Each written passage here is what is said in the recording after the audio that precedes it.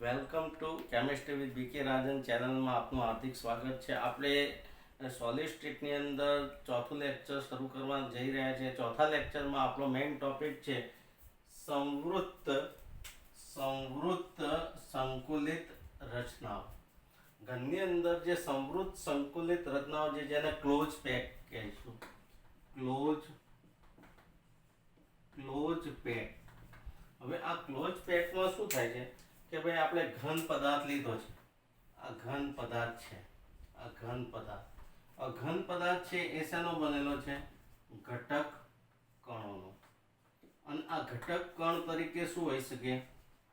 અણુ, આયન અથવા પરમાણુ. આ કોઈ પણ હોઈ શકે. પણ આ જે અણુ, પરમાણુ કે આયન છે એને ગોળા તરીકે લીધા છે. ગોળા. અને એ ગોળાને આપણે આ રીતે દર્શાવીએ છીએ. ગોળો. આ ગોળા છે. આ ગોળા જે છે એ અણુ હોઈ શકે, આયન હોઈ શકે, પરમાણુ હોઈ શકે.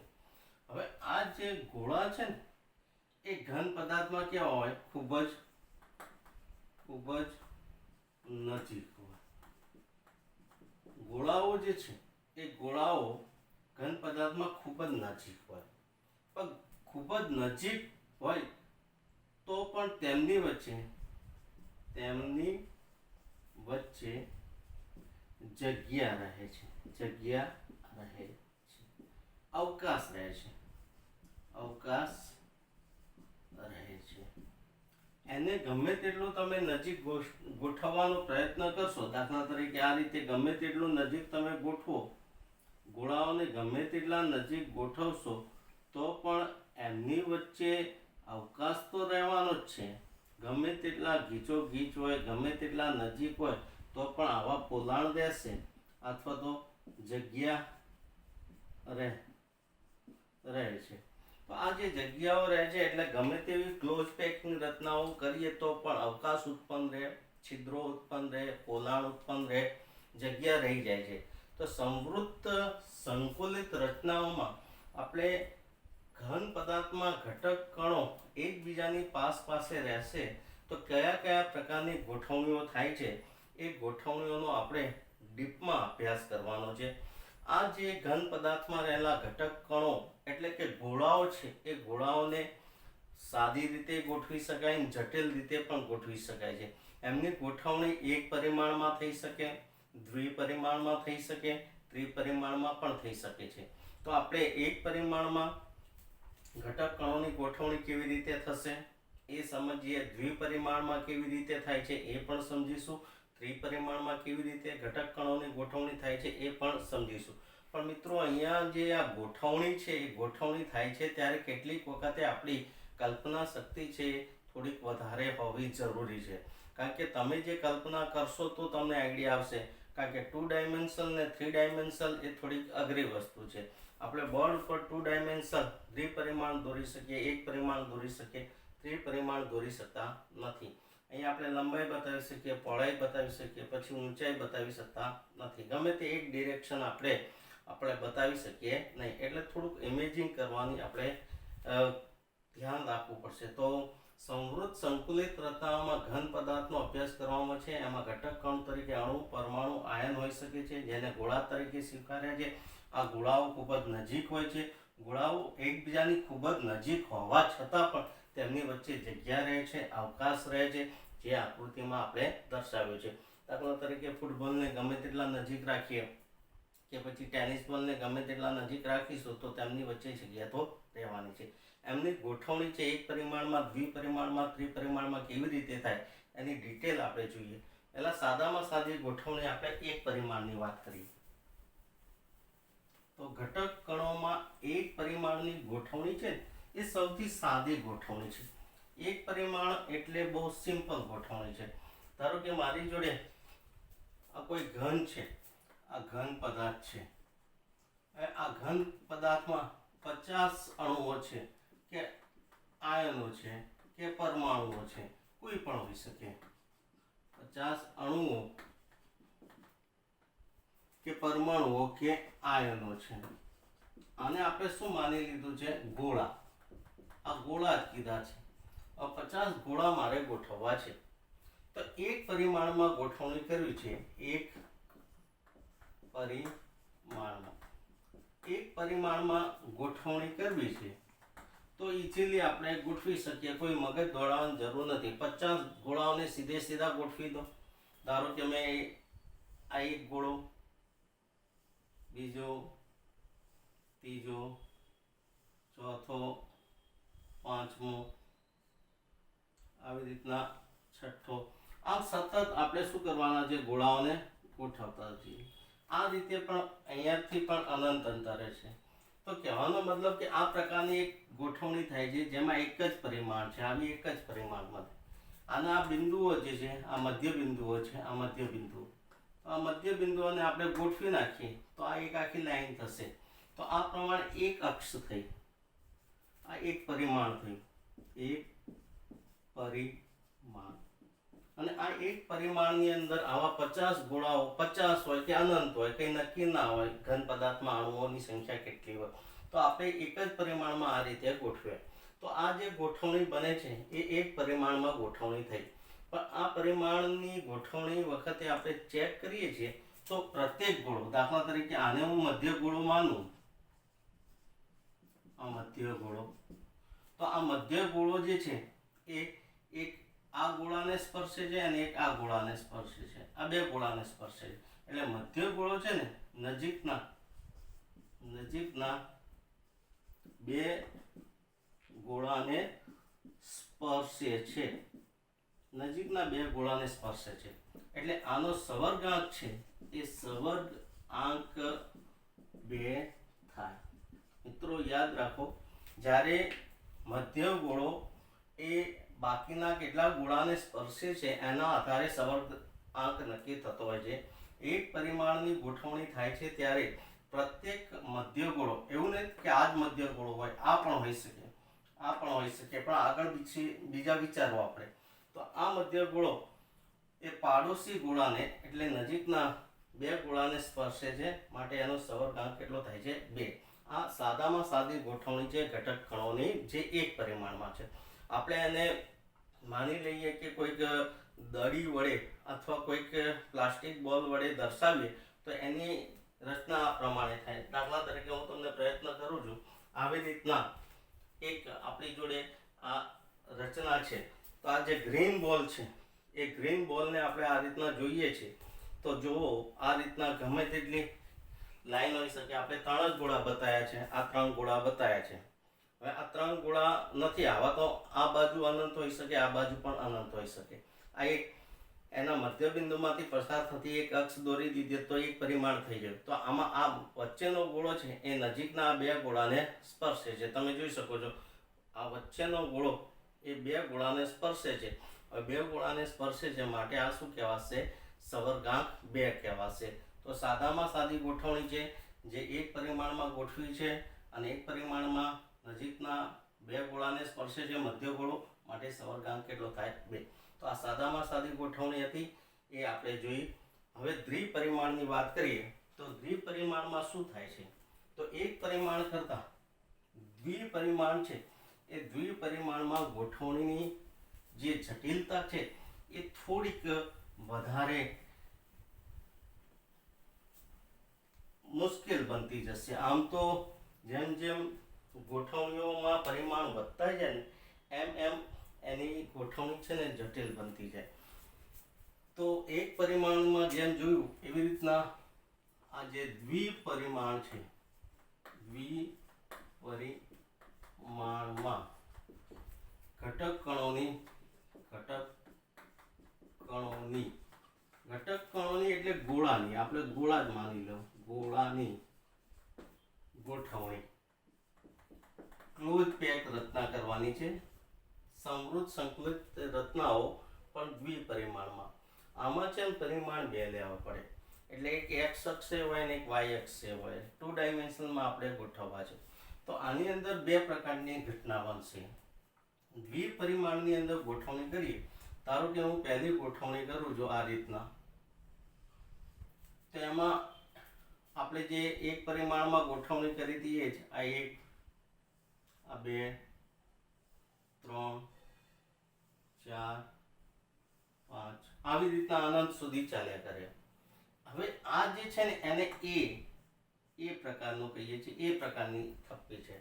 હવે એની નીચે એના જેવા જ બીજા મૂકીએ તો આ 1, આ 2, આ 3, 4, 5, હજુ પણ એક લાઈન કરીએ તો 6, 7. તો વિદ્યાર્થી મિત્રો તમે અહીંયા જોઈ શકો છો કે આ જે ગોઠવણી કરીએ છીએ ને તો જે પહેલી થપ્પી છે ને એની નીચે જ બીજી થપ્પી આવે છે. આ પ્રમાણે કોઈ ફેર નથી. આ પ્રકારની ગોઠવણી છે. એ પ્રકારની છે. પણ અહીંયા જોઈશું આપણે મધ્ય બિંદુઓને જોડી દઈએ ને તો આ એક પરિમાણ થયું. આ એક પરિમાણ છે. પછી આમ કરીએ તો એ આ બીજું પરિમાણ થયું. તો આ 2 ડાયમેન્શનલ થઈ ગયું કહેવાય. 2 ડાયમેન્શનલ કરીએ છીએ ત્યારે એક પરિમાણ કરતાં થોડીક જટિલ ગોઠવણી તો થઈ ગઈ. પણ આમાં જે મધ્ય ગોળો છે, માની લો કે મેં આને મધ્ય ગોળો લીધો. આ મધ્ય ગોળો બીજા કેટલા ગોળાને સ્પર્શે છે? તો કે એક આ, પછી એક આ, પછી એક આ અને એક આ. તો 4 ગોળાને સ્પર્શે છે. મધ્ય ગોળો છે એ મધ્ય ગોળો બીજા 4 ગોળાને સ્પર્શે છે. હવે જો એ 4 ગોળાના કેન્દ્રોને આપણે જોડી દઈએ ને આ રીતે જોડી દઈશું તો અહીંયા એક ચોરસ બને છે. આ ચોરસ બની ગયું. એટલે આ દ્વિપરિમાણ ખરી. દ્વિપરિમાણમાં એ પ્રકારની ગોઠવણી થઈ. એ પ્રકારની ગોઠવણી થઈ. હવે આ એ પ્રકારની ગોઠવણી થાય છે ને ત્યારે ચોરસ ક્લોઝ પેક રચના બને છે. ચોરસ સંવૃત્ત સંકુલિત રચના. સંવૃત્ત સંકુલિત રચના. અહીંયા ચોરસ પ્રકારનું બન્યું છે. આ ચોરસ થઈ ગયું છે. અને આ ચોરસ સંવૃત્ત સંકુલિત રચનામાં મધ્ય ગોળો છે એ મધ્ય ગોળો બીજા 4 ગોળાને સ્પર્શે છે. આ 4 ગોળાને સ્પર્શે છે. એટલે આનો સવર્ગાંક છે એ સવર્ગાંક 4 થાય છે. તો વિદ્યાર્થી મિત્રો આ દ્વિપરિમાણમાં ગોઠવણી છે. પણ દ્વિપરિમાણમાં એક પ્રકારની થપ્પી છે અને એ ચોરસ સમૃદ્ધ સંકુલિત રચના બને છે જેમાં મધ્ય ગોળો બીજા 4 ગોળાને સ્પર્શે છે. એટલે એનો સવર્ગાંક 4 થાય છે. આ પ્રકારની રચના આપણે મોડેલ દ્વારા પણ જોઈ શકીએ. દાખલા તરીકે મેં આ એક પરિમાણ લીધું છે જે આગળ જોઈએ. હવે આ 1, 2 અને એક આ 3. તો વિદ્યાર્થી મિત્રો તમે જોઈ શકો છો આ ગ્રેન બોલને જોઈએ તો આ રચના છે એ રચના જ આ પ્રકારની થાય છે. આમાં જે મધ્ય ગોળો છે, આ જે મધ્ય ગોળો છે એ મધ્ય ગોળો ઓલરેડી 4 ગોળાને સ્પર્શે છે. તમે જોઈ શકો છો કે આ મધ્ય ગોળો છે, આ મધ્ય ગોળો બીજા 4 ગોળાને સ્પર્શે છે. તો આ રીતના આપણે જોઈ શકીએ છીએ દ્વિપરિમાણની અંદર એ પ્રકારની રચના છે. અને આ એ પ્રકારની રચનામાં આ જે મધ્ય ગોળો છે એ મધ્ય ગોળો ઓલરેડી બીજા 4 ગોળાને સ્પર્શે છે. અને 4 ગોળાના કેન્દ્રોને આપણે જોડી નાખીએ ને તો ચોરસ બને છે. આ ચોરસ બને છે અને એ ચોરસ સમૃદ્ધ સંકલિત રચનામાં સવર્ગાંક 4 થાય છે. કારણ કે મધ્ય ગોળો એ બીજા 4 ગોળાને સ્પર્શી રહ્યો છે. આ પ્રકારની રચના છે જે દ્વિપરિમાણની છે, જે આપણે આ મોડેલ દ્વારા પણ આપણે સમજવાનો પ્રયત્ન કર્યો છે. આ પ્રમાણે થઈ શકે છે. આ રીતના જે છે એ આ રીતના થઈ શકે છે. એટલે દળીઓ વડે આપણે સમજાવવાનો પ્રયત્ન કર્યો છે. આકૃતિમાં જે દોર્યું છે એ જ વસ્તુ છે અને એ જ વસ્તુ અહીંયા આપણે દોરીને બતાવ્યું છે, એ મોડેલ દ્વારા રજૂ કર્યું છે. ઓકે વિદ્યાર્થી મિત્રો, દ્વિપરિમાણ જ હોય પણ એની ગોઠવણી થોડીક બદલાય તો આખી રચના બદલાય છે. દાખલા તરીકે આપણે દ્વિપરિમાણની ગોઠવણી જ કરવી છે, પણ એ દ્વિપરિમાણ ગોઠવણીમાં જે થપ્પી છે એ થોડીક બદલી નાખીએ. માની લઈએ કે દ્વિપરિમાણ છે તો દ્વિપરિમાણમાં ઘટક કણોની ગોઠવણી કરવી છે, પણ એમાં જે ઘટક કણો છે થોડાક બદલીએ. દાખલા તરીકે પહેલી ગોઠવણીમાં આપણે આ રીતના જ કરીએ છીએ જે સિમ્પલ ગોઠવણી હતી આવી રીતના આપણે ઘટક કણોને ગોળા સ્વરૂપે બતાવ્યા. હવે પહેલા જે ચોરસ સમૃદ્ધ સંકલિત રચના હતી ને એમાં આપણે આની નીચે ગોળાઓને મૂકતા હતા, આની નીચે જ ગોળાઓને મૂકતા હતા. આ એ પ્રકારની થપ્પી હતી. પણ અહીંયા સેકન્ડ ટાઈમમાં છે ને આ બે ગોળાની વચ્ચે છે, એ બે ગોળાની વચ્ચે આપણે ગોળો મૂકવાનો છે આ રીતના. તો તમે અહીંયા જે ગોળો મૂકો છો બીજો, એ ઓલરેડી બે ગોળાઓ છે, એ બે ગોળાઓની જગ્યા છે, એ જગ્યાની વચ્ચે મૂક્યું. એટલે આ એ છે તો એની એકદમ નીચે નથી, બે જગ્યા જે છે ને એની વચ્ચે મૂકેલો છે. એટલે આ એ થપ્પી કહેવાય, તો આ બી થપ્પી કહેવાય.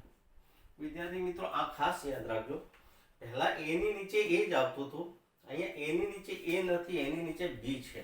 એટલે બે ગોળાઓ જે છે ને એ બે ગોળાઓની વચ્ચે આ રીતના મૂકેલું છે. હવે ફરીથી પાછો બીજો લઈશ ને તો એ પ્રકારનો આવશે, એ જ પ્રકારનો. આ જે પહેલા ગોળો હતો ને એ રીતના આપણે જે આગળ આ ઉપર મૂકેલો છે ને એ જ ગોળાની વાત કરીએ છીએ, એના જેવું જ થઈ જાય. તો તમે અહીંયા જોઈ શકો છો આ જે છે ને એ પાછું એ આવ્યું, એ આ રીતના. હવે પાછું શું આવશે? બી આવશે. તો અહીંયા જે થપ્પીની ગોઠવણી છે એ એ પછી બી પછી પાછો એ પછી બી આ પ્રકારની થઈ. એ બી પ્રકારની સ્તરોની ગોઠવણી થાય છે. હવે તમે અહીંયા જોઈ લો કે ભાઈ આ મધ્ય ગોળો છે, આ મધ્ય ગોળો, એ મધ્ય ગોળો કેટલા ગોળાના સ્પર્શે? તો આ 1, આ 2, આ 3, આ 4, આ 5 અને આ 6. તો 6 ગોળાને સ્પર્શે છે. હવે એને જો આપણે આમ લાઇનિંગ વડે દોરી દઈએ તો આપણને એક ષટકોણ મળે છે. આ રીતે તમે જોઈ શકો છો, પહેલામાં ચોરસ મળતું હતું, આની અંદર ષટકોણ. આ ષટકોણ છે. એટલે એબી પ્રકારની ગોઠવણી થઈ તો ષટકોણીય સમૃદ્ધ સંકલિત રચના બની. સમૃદ્ધ સંકલિત રચના મળે છે. સમૃદ્ધ સંકલિત રચના છે પણ ષટકોણીય છે. આ ખાસ યાદ રાખજો. આમાં મધ્ય ગોળો છે, એ મધ્ય ગોળો બીજા 6 ગોળાને, મધ્ય ગોળો બીજા 6 ગોળાને સ્પર્શે છે અને એના કારણે એનો સબરગાંક છે, સબરગાંક કેટલો થાય છે? સબરગાંક 6 થાય છે. તો વિદ્યાર્થી મિત્રો અહીંયા દ્વિપરિમાણીય છે, એ દ્વિપરિમાણીયની અંદર એબી પ્રકારની રચના થાય છે ત્યારે ષટકોણીય સમૃદ્ધ સંકલિત રચના મળે છે, જેમાં મધ્ય ગોળો બીજા 6 ગોળાને સ્પર્શે છે, માટે એનો સબરગાંક 6 થાય છે. અને એ આકૃતિમાં પણ આપણે જોઈ શકીએ છીએ કે આ પહેલી એ પ્રકારની થપ્પી છે, આ પહેલી એ પ્રકારની થપ્પી છે, આ બીજી બી પ્રકારની થપ્પી છે, પાછું એ આવે, પાછું બી આવે, આમ એબી એમ અનંત સુધી ચાલ્યા જ કરે.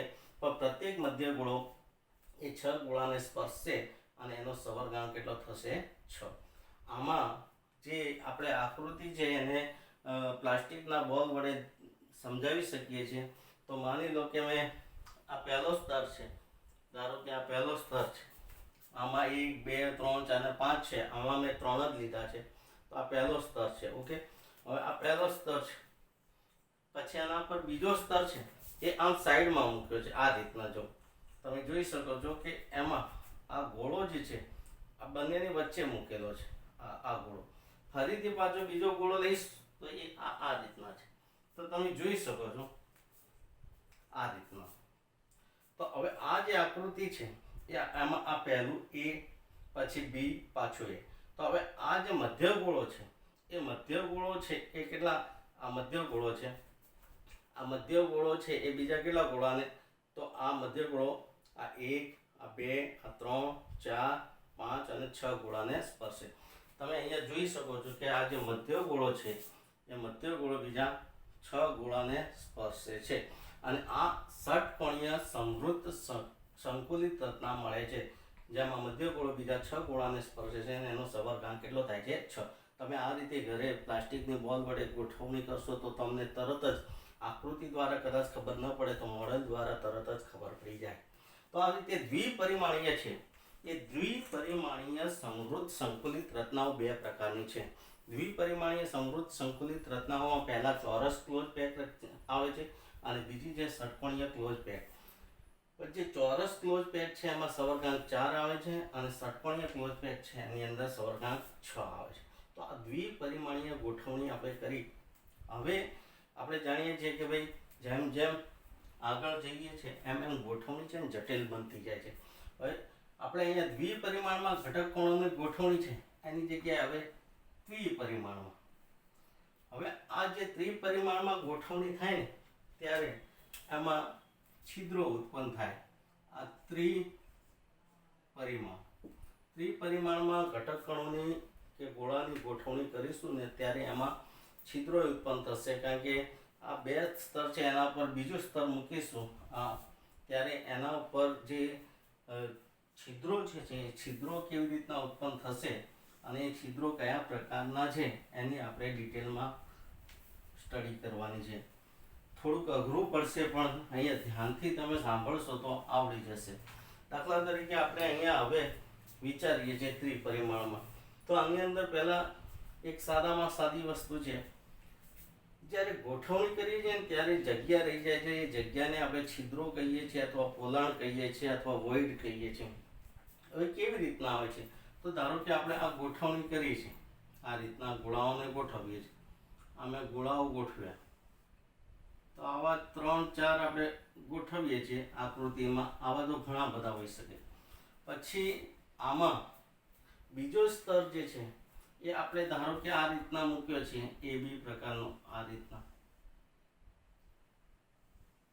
આ જે છે એ ષટકોણીય ક્લોઝ પેક થયું. આ રીતના ચાલ્યા કરે. આપણે 4-4 મૂક્યા છે. ફરીથી પાછો આવી રીતના આવે. આ રીતના. તો વિદ્યાર્થી મિત્રો આપણે જોઈએ છીએ કે આ જે રચના થાય છે સમૃદ્ધ સંકુલિત રચનાઓ એ થોડીક જટિલ બનતી જાય છે આ રીતના. હવે આ જે છે એની અંદર તમે જોઈ શકો છો કે આ જે ગોળામાં જે બને છે ને આ જગ્યા બને છે આ પ્રકારની જે જગ્યા એક અહીંયા પણ આ રહી. આ જગ્યા આ જે છિદ્રો છે ને એ છિદ્રોને આપણે સમચતુષ્ફલકીય છિદ્રો કહીશું. સમચતુષ્ફલકીય છિદ્રો. આ સમચતુષ્ફલકીય છિદ્રો છે. આ પણ સમચતુષ્ફલકીય ટેટ્રાહેડ્રલ જેને કે ટેટ્રાહેડ્રલ સમચતુષ્ફલકીય છિદ્રો છે. આવી રીતના ધારો કે હું 3 જ ગોળા વડે બતાવું તો આ 1 આ 2 અને એક આ 3. તો આ જે છે એ છિદ્રને આપણે શું કહીશું સમચતુષ્ફલકીય છિદ્ર. આ સમચતુષ્ફલકીય છિદ્ર ઉત્પન્ન થઈ ગઈ છે જે છે ને એ બીજા સ્તરના ગોળા વડે ઢંકાઈ જશે. ધારો કે આના પર હું બીજા સ્તરનો ગોળો મૂકું ને તો આ બીજા સ્તરના ગોળા વડે આમ ઢંકાઈ જશે. આ રીતે આમ ઢંકાઈ જાય છે. આના પર હું મૂકી દઉં તો આ રીતના આ શું થશે ઢંકાઈ જશે. પણ અહીંયા એક ચતુષ્ફલકીય છિદ્રો જ ઉત્પન્ન થાય એવું જરૂરી નથી. ધારો કે આપણે આકૃતિ દોરીએ તો અહીંયા આ રીતના ચાલ્યા કરશે. આમ પછી અહીંયા પણ ચાલશે. તો આવી રીતના ચાલે છે ને તો આ જે ઉત્પન્ન થાય ને એ હવે અષ્ટફલકીય છિદ્ર થઈ ગયું. અષ્ટફલકીય છિદ્ર. તો વિદ્યાર્થી મિત્રો અહીંયા બે પ્રકારના છિદ્રો ઉત્પન્ન થાય છે. એક સમચતુષ્ફલકીય છિદ્રો ઉત્પન્ન થાય છે અને એક અષ્ટફલકીય છિદ્રો. સમચતુષ્ફલકીય છિદ્રો છે ને એ 3 ગોળાઓ એક જ સ્તરના છે ને એના ઉપર એક ગોળો બીજા સ્તરનો મૂકીએ છીએ ત્યારે સમચતુષ્ફલકીય છિદ્ર ઢંકાઈ જાય છે, પૂરાઈ નથી જતું. દાખલા તરીકે હું તમને સમજાવું તો કે આ એક છે તો આ જે છિદ્ર છે એ છિદ્રને આપણે આ રીતના કરીએ. આ રીતના છે બરાબર. તો આ જે છિદ્ર છે એ છિદ્રને આપણે શું કહીશું સમચતુષ્ફલકીય છિદ્ર. હવે આના ઉપર આપણે એક મૂકી દઈએ. આના ઉપર એક દડી મૂકી દઈશું. માની લો કે મેં આ મૂકી દીધી છે તો એ આ રીતના થઈ ગયું. આ સમચતુષ્ફલકીય છિદ્ર થઈ જશે. આ છિદ્ર છે ને ઉપરથી દેખાશે નહીં, પણ આ ત્રણ ગોળાઓ છે એની વચ્ચે, આ ત્રણ ગોળાઓની વચ્ચે આ છિદ્ર છે અને એના ઉપર એક દડો મૂકી દીધો છે, ગોળો અથવા પરમાણુ અણુ કે આયન, એના કારણે સમચતુષ્ફલકીય છિદ્ર શું થઈ છે, ઢંકાઈ ગયું છે.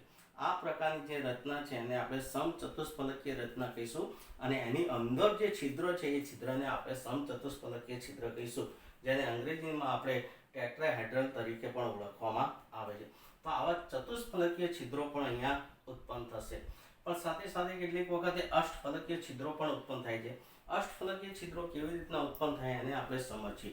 અષ્ટફલકીય છિદ્રોની અંદર શું થાય છે એને આપણે ડ્રો દ્વારા આકૃતિ દોરીને સમજાવીએ તો આ રીતના થશે. સપોઝ માની લો કે મેં અહીંયા દોરવાનો પ્રયત્ન કરું છું, તો કે આ એક, આ બે,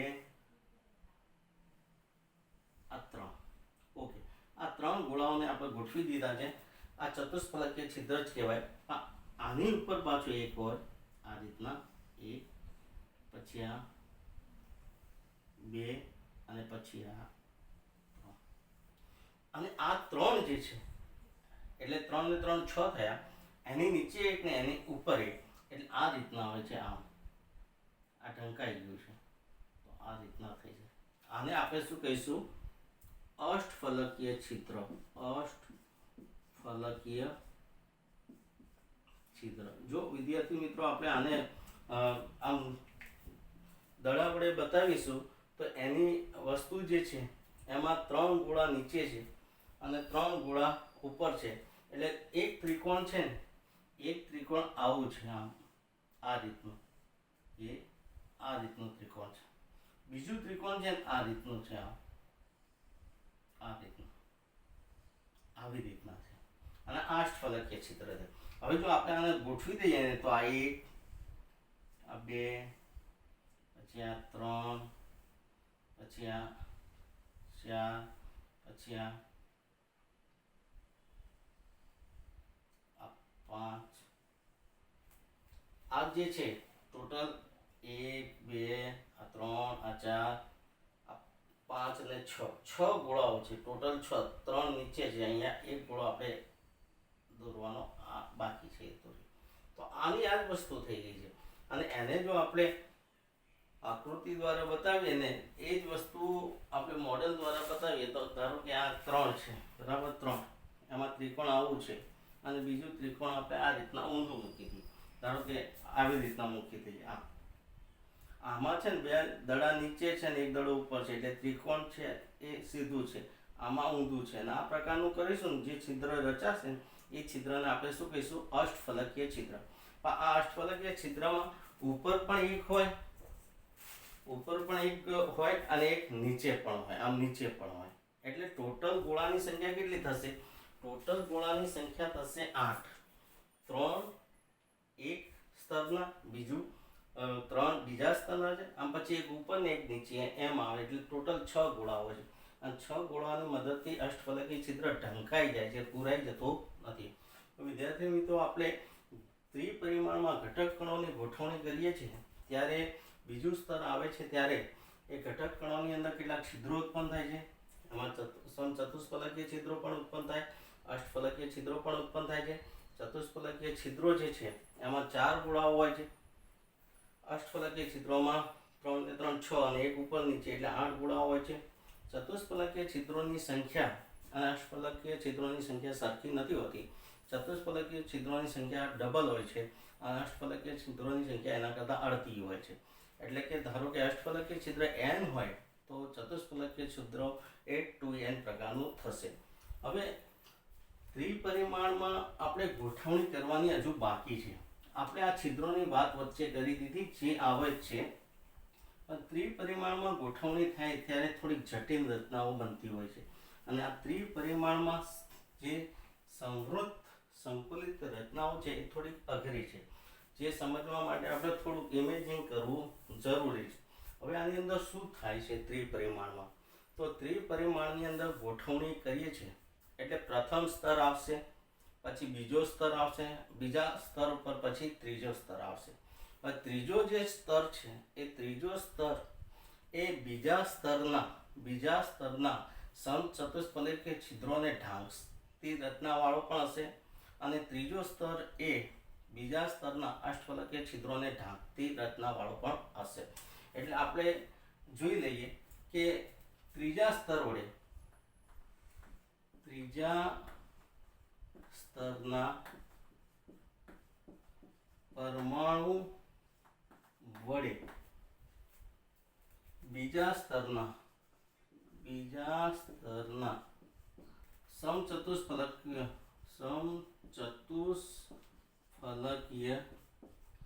છિદ્રોને ઢાંકતી રચના. આમાં ટોટલ 3 સ્તર છે. પ્રથમ સ્તર ઉપર બીજો સ્તર આવે ત્યારે સમચતુષ્ફલકીય છિદ્રો ઉત્પન્ન થાય, અષ્ટફલકીય છિદ્રો ઉત્પન્ન થાય.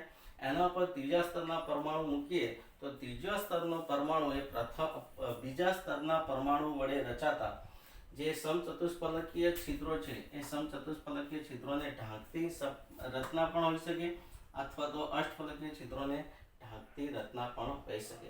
પણ આપણે અહીંયા સમચતુષ્ફલકીય છિદ્રોને ઢાંકતી રચના છે એનો આપણે અભ્યાસ કરવાનો છે. હવે એની અંદર શું થાય છે એ થોડુંક સમજવું અઘરું છે. આમ સમજી લેશો તો ભાઈ એટલું બધું અઘરું નથી, પણ થોડુંક વિચારવાનું છે. માની લો કે આપણે સમચતુષ્ફલકીય છિદ્રોને ઢાંકતી રચના કરવી છે તો આમાં એબી પ્રકારની રચના થશે. થપ્પી જે છે ને એબી પ્રકારની થશે. એટલે પહેલું જે છે માની લો કે મેં આ લીધી એ 1, પછી આ 1, 2, 3, 4, 5 અને આ 6. આ 6 ગોળાઓ છે. 1, 2, 3, 4, 5 અને 6 ગોળાઓ આપણે આ રીતના ગોઠવી દીધા છે. હવે એના જે છે ને આપણે આ ઉપર આ રીતના 1, 2 અને 3 નું ઝુમખું અહીંયા મૂકી દઈએ અને આવું જે છે ને આ 1, આ 2 અને આ 3, તો આ ટોટલ છે. આને હું અહીંયા લઈ દઉં અને આને અહીંયા લઈ દઉં તો આ જે 6 ગોળાઓ છે અહીંયા આ એક ગોળો, એની આજુબાજુ 6 ગોળા, એની ઉપર આ 3 નું ઝુમખું મૂકી દઈએ, એની નીચે 3 નું મૂકી દઈએ તો આ હકીકતમાં A સ્તર છે. પછી આ B સ્તર છે અને પાછો આ A સ્તર છે. કારણ કે એ એક જ જેવું છે, આ B છે. તો આ જે રચના થઈ છે ને A B ત્રિપરિમાણમાં આ પ્રકારની રચના થાય છે. હવે આ જ્યારે રચના થાય છે ને ત્યારે મધ્ય ગોળો છે ને એ મધ્ય ગોળો આના પોતાના સ્તરના 6 ગોળાને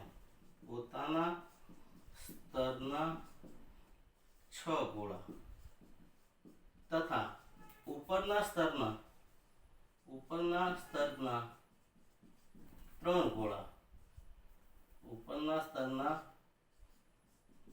ગોળા તથા નીચેના સ્તરના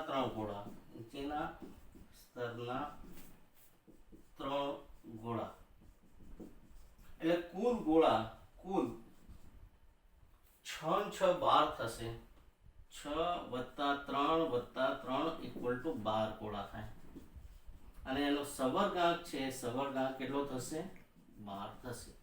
અને આ પ્રકારની જે રચના છે એ આ પ્રકારની રચના જે આપણને જોવા મળે છે એ મેગ્નેશિયમ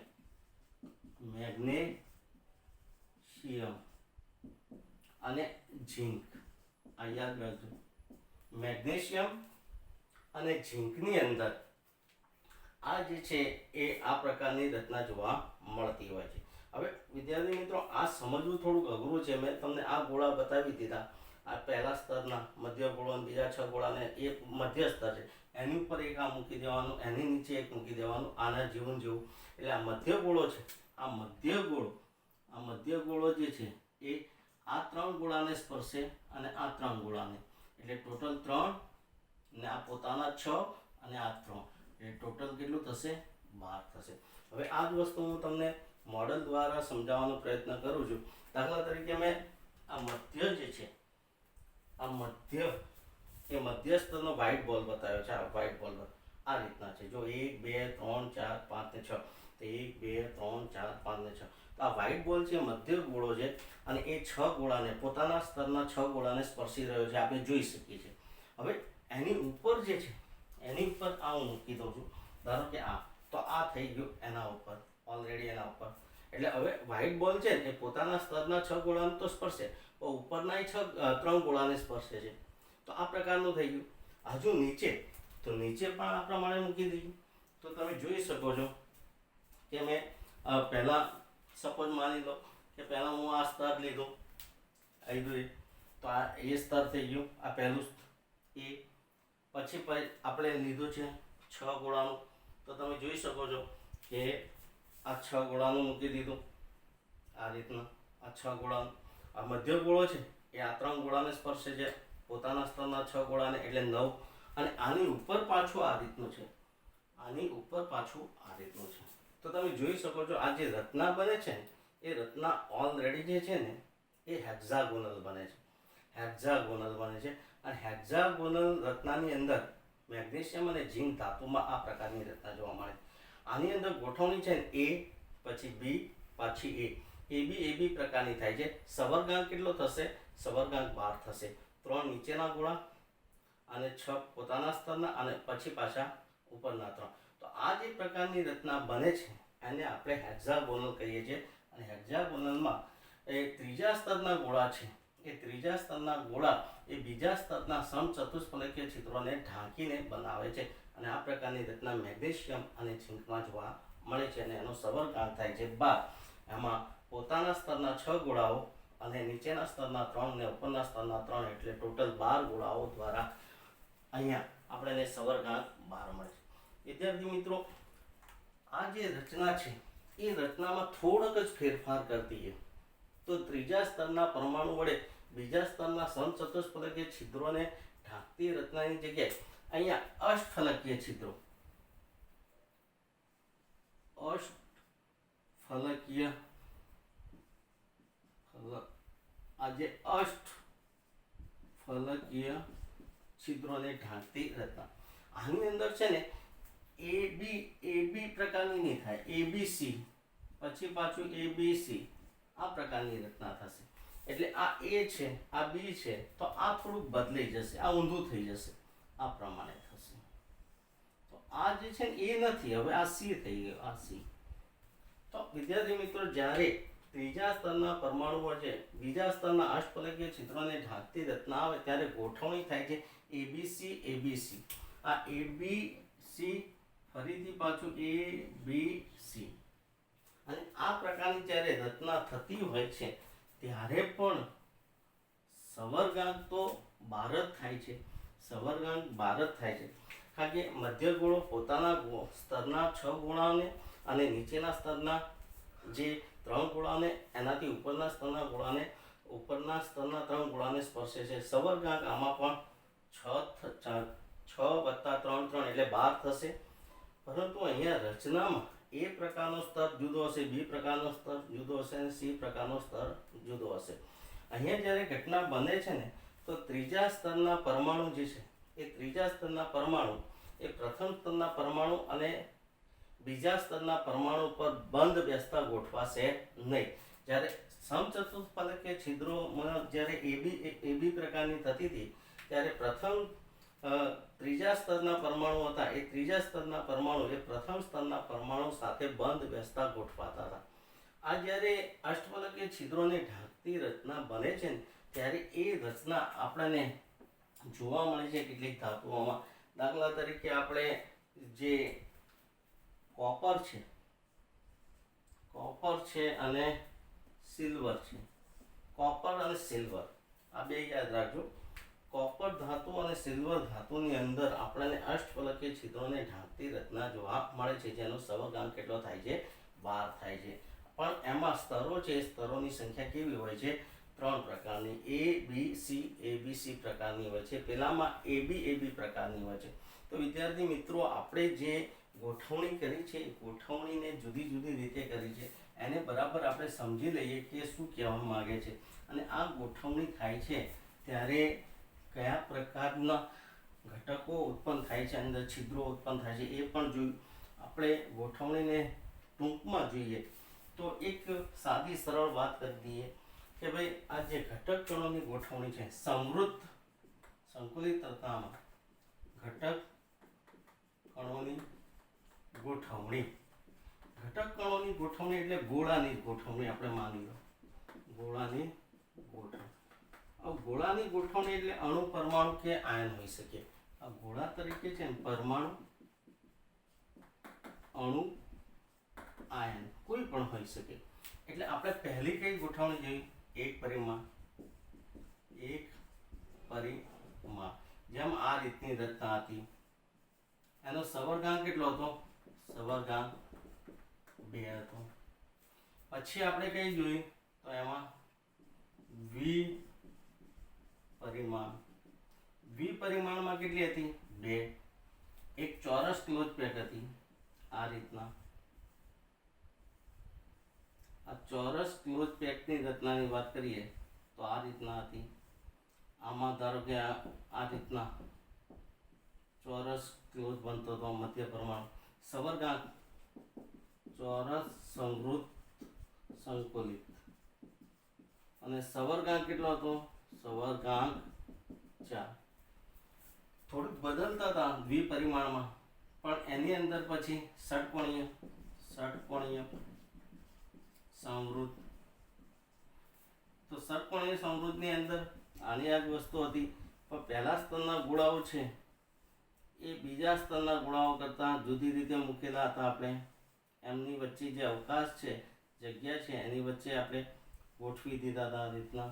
અને આ મધ્ય ગોળો છે એ મધ્ય ગોળો આ બીજા 6 ગોળાને સ્પર્શતો હતો અને આપણે એને ગોઠવી દેતા ત્યારે આમ લાઇનિંગ વડે તો ષટકોણીય ક્લોઝ પેક થઈ જતી હતી. અને આનો સવર્ગાંક છે સવર્ગાંક કેટલો થતો હતો? 6.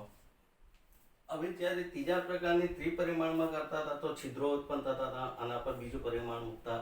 તો આ રીતના જ્યારે કરતા તો આ છિદ્રને આપણે શું કહેતા? ચતુષ્ફલકીય છિદ્ર. આ ચતુષ્ફલકીય છિદ્ર.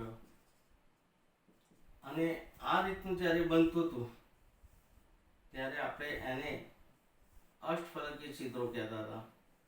આ રીતના અષ્ટફલકીય છિદ્ર. આ બે છિદ્રોને ઢાંકતી રચના બનતી હતી અને બે રચના આપણે જોઈ હતી એમાં એબી પ્રકારની હતી. અને એબી પ્રકારની રચનામાં જે હેક્ઝાગોનલ પ્રકારની રચના થતી હતી અને એમાં મેગ્નેશિયમ અને ઝિંક આવતો. એમાં સવર્ગાંક 12 થતો. એ જ રીતના એબીસી પ્રકારની પણ થતી સમૃદ્ધ સંકલિત રચના. એ પણ સીસીપી પ્રકારની હતી ક્યુબિક ક્લોઝ પેકિંગ રચના અને એની અંદર પણ સવર્ગાંક આપણને 12 જોવા મળતો હતો. આ જે રચનાઓ થતી હતી એ રચનાઓની અંદર આપણે ઝિંક અને કોપરની વાત કરી હતી કે એમાં જોવા મળે છે. તો વિદ્યાર્થી મિત્રો આપણે સમૃદ્ધ સંકલિત રચનાઓનો ડિટેલપૂર્વક અભ્યાસ કર્યો. છતાં પણ કોઈ તકલીફ હોય તો તમે કેમિસ્ટ્રી વિથ બીકે રાજન ચેનલમાં કોમેન્ટ બોક્સમાં કોમેન્ટ કરી શકો છો. શકે એટલો પ્રયત્ન કરી અને તમને શીખવાડવાનો પ્રયત્ન કરીશ. Okay, thank you.